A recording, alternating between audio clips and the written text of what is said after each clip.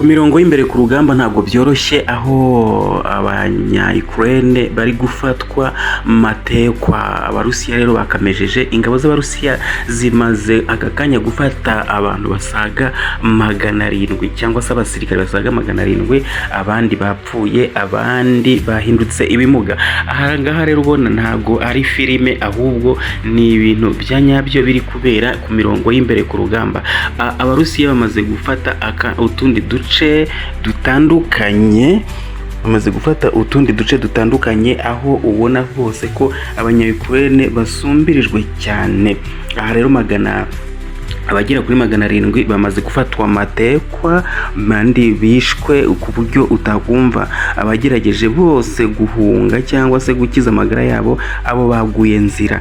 Abandi nabo bakomeje kumva ko batabarwa, ariko Ukraine ntacyo iri kubikoraho kuko nta mbaraga, ubona ko bacitse intege cyane. Ibi rero ntabwo ari iby'Iburasirazuba gusa, ni hirya no hino, aho ubona rwose intambara ikomeje gufata iyindi ntera.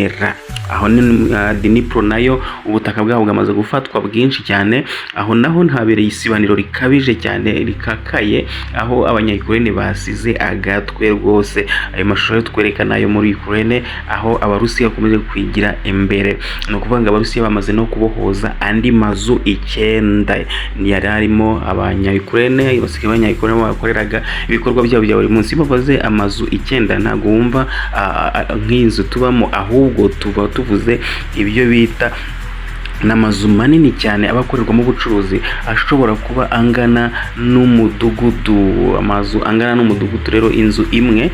Urumva iyo bavuze amazu 9 agashyirwa mu itangazamakuru, bavuze ko bafashe ahantu hanini cyane.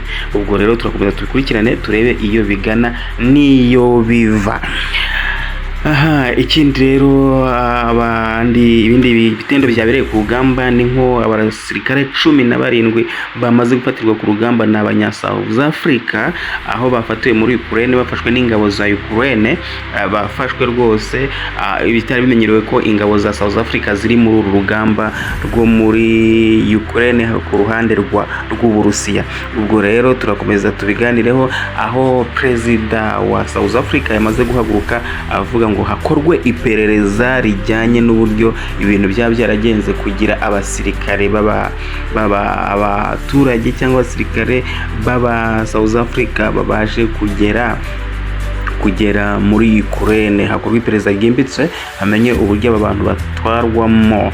Ibi rero bikomeje kuba imbere ku rugamba. Ikindi rero turi buganireho nuko twakubwira nuko Amerika, Donald Trump, perezida wa Leta Zunze Ubumwe za Amerika, yamaze gufata umwanzuro, abwira ababishinzwe ko bagomba kugerageza ibisasu kirimbuzi, bakabigerageza mu gace ka Alaska. Ubwo rero ahangaha rero mu gace ka Alaska niho hagiye kugeragerezwa mu mazi yaho ibijyanye n'ibisasu kirimbuzi. Ariko Uburusiya nabo bwavuze ati ibyo bintu ntago tubikunze ko mwemera, kuko twemera ko mubikora, cyane cyane ko mugiye kubikorera hafi yacu. Murabizi neza muri Alaska, kuva muri Alaska intera nini hari ugera ku butaka bw'Uburusiya ni kilometero 3 n'igice. Ubwo rero ko baturanye, kandi biriya bisasu bifata igice kinini cyane, ibinyagihumbi by'amakilometero, bishobora kugiraho ingaruka. Uburusiya rero bwavuze ko ibyo bintu byaba biteje ingaruka ku baturage bayo, ndetse no ku butaka bwayo, ndetse no ku busugire bwayo. Baravuga ati rero natwe turiteguye ikibi mukora rwose, twamaze kwitegura. Perezida Vladimir Putin yahise ahamagaza inteko cyangwa se pano ibishinzwe, arayibwira ati dore ibyo bagiye gukora, namwe mwitegure rero tukore icyo bagomba gukora kijyanye no kwihimura.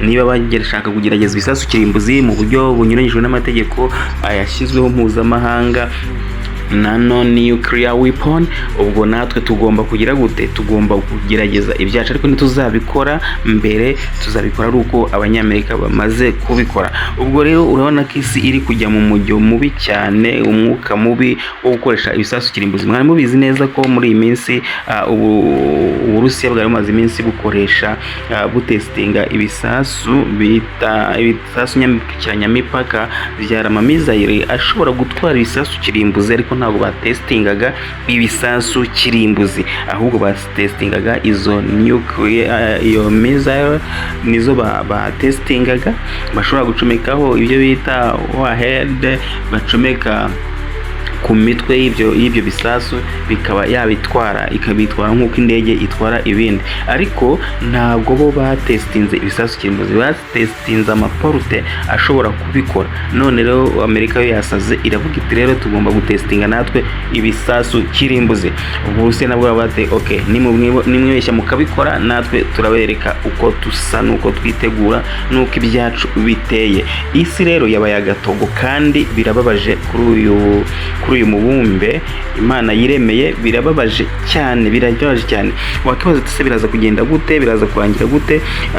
Mu bisanzwe tuzi neza ko ahangaha muri ntambara rwose ari ahantu ibintu bikomeje kuyoberana cyane.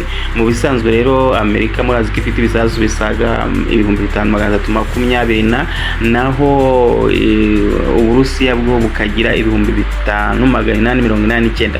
Uburusiya nibwo bufite byinshi, ariko ino mibare yashyizwe hano ahagaragara ntabwo ariko twayihamya, kuko amakuru menshi baba barayahishe. Ubwo rero ibi ngibi abanyamerika bavuze ko icyo ibisasu bagiye gutestinga bishobora baramutse babirashe bahagaze mu Budage, bishobora kugenda urugendo rwa kilometero 5500 bikagera mu Burusiya.